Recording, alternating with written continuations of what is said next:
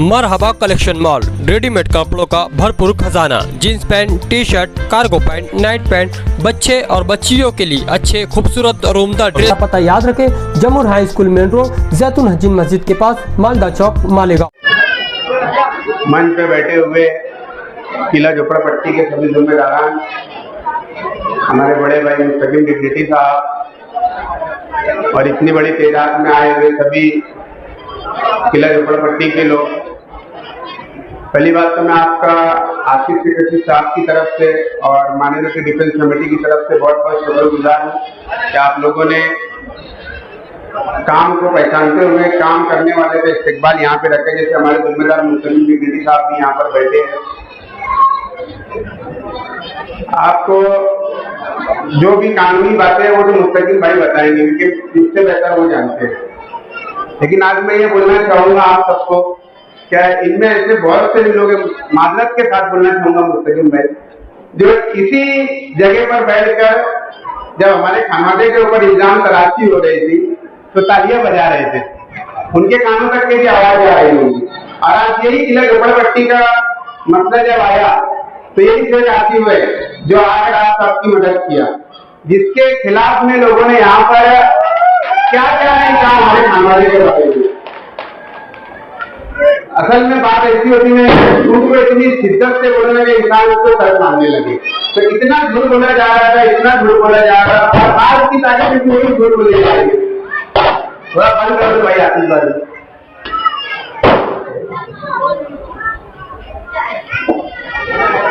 तो बोलने का मतलब ये है कि शहर ने जिसको जिम्मेदारी दिया था वो शहर से गायब है। और अभी पिछले दिनों मैंने एक बयान सुना कि मेरी मेम्बरी चली जाएगी। मुस्तकिम भाई ऐसा होता है क्या? प्राइवेट जगह प्राइवेट है ना, सरकारी कहाँ थी? एक मेम्बरी नहीं जाती। तुम्हारे पास तो पावर है ना, ये तुम मालूम जायज को देखो, कोई पावर नहीं है, कोई नहीं है आगे बढ़ मुस्तकिम डिग्निटी, फिर भी अल्हम्दुलिल्लाह 25 जून तक के हाईकोर्ट से आपके लिए ऑर्डर लेकर इसका बोलते हैं महिला। अब कौन बताया गाँव वाले को कि जिसको कानून की समझ है उसको पहचानो, जिसको कुछ भी समझ नहीं है। आसिफ भाई ने कल मुंबई हाईकोर्ट में मैंने आसिफ भाई का एक बयान सुना, मुझे बहुत खुशी हुई कि मैं तो ये बोलना चाहूंगा कि मुस्तकिम डिग्निटी और एक आसिफ से पीछा लेने की जरूरत नहीं है। एक आसिफ या मुस्तकिम डिग्निटी के जो समझदार वर्कर होगा तो मुफ्ती साहब ने आके उनसे पीछा ले लेना, क्योंकि इतना रोल करके रह गया आसिफ साहब अजीब नुमाइंदा अपने शहर का। बोले मेरी मेम्बरी चले जाएंगे। अरे अल्लाह के बंदे, तुम लोग कुछ समझेगा तो मेम्बरी जाएंगी ना। जिनके पास में कुछ होते नहीं है अल्लाह उनसे काम ले रहे हैं। और मैं शहर के आवाम से यही बोलना चाहूंगा कि जो काम करने वाले आप उनको पहचानो। अब जो आपके पास में आते हैं ना मददी बातें होकर, मदद की आज में अपने काम करके चले जाते, ऐसा नहीं है। मदद के काम ये लोग भी करते हैं लेकिन दिखावा नहीं करते। ये अपनी सोच लेके चलते हैं आवाम की खिदमत कैसे की जाए। यदि वो आवाम की खिदमत करने आ गए तो वो दाग बन कर नहीं आए तुम्हारे पास में, ये आ रहे हैं ना, तो एक ही जगह लेकर तुम हमारे पास में तुम काम लाओ, तुम्हारा काम करने के लिए बैठे। और आज इन्होंने काम करके बताया, अल्लाह से दुआ करो कि दोनों भाइयों को मेरे अल्लाह इतनी ताकत दे, इतनी कुव्वत दे के आगे भी ना सिर्फ किला झोपड़पट्टी बल्कि पूरे शहर की इसी तरह के नुमाइंदगी करते रहे। इसमें आपका बहुत साथ की जरूरत है। और एक चीज बोलना चाहूंगा, यहाँ बहुत डिजाइन दस्ता बोलते हैं, तो जाकर सवाल करो। डिजाइन दस्ते से मैं ये सवाल करना चाहूंगा, जाकर सवाल करो तुम्हारे एमएलए से कि जब ये किला झोपड़पट्टी का मामला आया था तो तुम क्यों नहीं गए। आज जाकर सिर्फ यूट्यूब के ऊपर जाकर अजीत दादा के साथ में बैठकर पुराना फोटो बता करके कि महंगा मसला हल करा।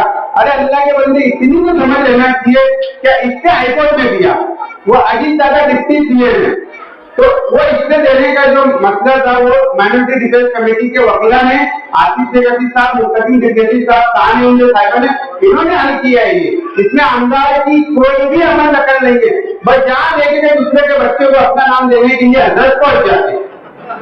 ये बहुत गलत हरकत है, ये नहीं होना चाहिए। और आवाम ने भी एक चीज सोचना चाहिए कि काम करने वाले को देना नहीं।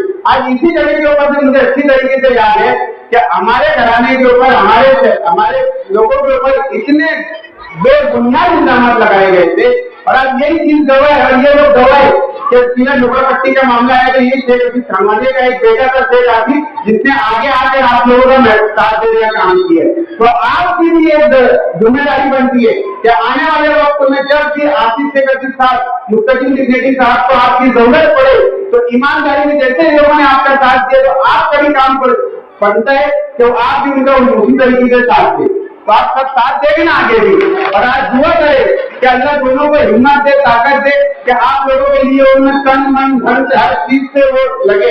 आज कोर्ट से जो काम है मामूली काम नहीं है। आज आप मालेगांव कोर्ट में जाएंगे तो आपकी समझ बन जाएंगे। ये दोनों भाई तो मुंबई हाईकोर्ट तक जाकर आपकी लड़ाई लड़ रहे हैं। तो आप सबसे यही गुजारिश है कि असली जो लोग है, जो काम करने वाले लोग, उनको पहचानो, और जो मदद का लिबासा होल कर रहे हैं उनको भी पहचानो। वो आपके कोई काम आने आने है नहीं। कितनी बार किया झोपड़पट्टी में उन्होंने रॉड मारे, लोग कोई बता सकता है क्या? नहीं मारे। अभी सर्वे नंबर 178 का जो मसला आया, जब सब हो गया वहां पर तब जाकर हजरत ने रॉड मारे, जब तुम्हारी मेंबर नहीं जा रही थी, तब लोगों ने जब तुमसे हंसे तो जब तुमने जाकर वहां पर रॉड मारे। तो ये बोलने का मतलब है कि जिसको कानून समझता है, जिसको सब कुछ सोच समझ है सियासत की, जो जिसको अपना जाती फायदा नहीं देखते, ये दो ही लोग थे जो तुम्हारे सामने बताना खड़े थे। तो आप लोगों की गुजारिश है कि लोगों को आपकी दुआ में भी याद रखते, अपनी माँ बहनों से भी बोलूंगा, आने वाले वक्त में जब भी आपको इनकी जरूरत पड़ेगी हमेशा आपके लिए खड़े हैं। और इतनी बात बोल के मैं दो बात खत्म करूंगा। आशीष से साहब का आपने यहाँ पर शुक्रिया अदा करने के लिए बोला था, किसी वजूहात की वजह से यहाँ नहीं आ पाए। इंशाल्लाह आपसे आगे मुलाकात करेंगे। बहुत बहुत शुक्रिया। अस्सलाम वालेकुम।